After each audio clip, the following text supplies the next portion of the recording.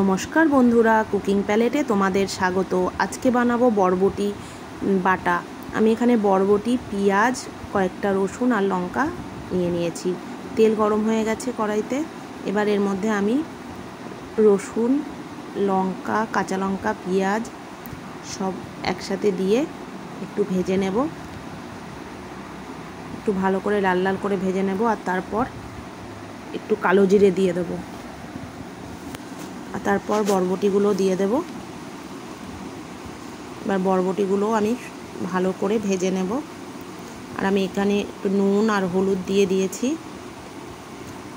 এই দেখো অনেকটা ভাজা ভাজা হয়ে গেছে।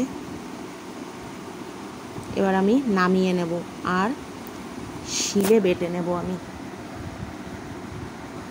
দেখো ভাজা হয়ে গেছে, আমি শিল নোড়াতে বেটে নেব। তো বন্ধুরা, বেটে নিয়েছি শিলনোড়া দিয়ে আর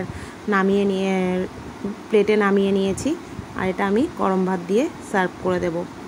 তো কেমন লাগলো বন্ধুরা তোমরা জানিও। আর তোমরা বাড়িতে একবার ট্রাই করে দেখতে পারো, এটা খুব টেস্টি হয় খেতে। আর যারা জানো এই রেসিপিটা, তাদের তো কোনো কথাই নেই। তো বন্ধুরা, ভালো থেকো, সুস্থ থেকো।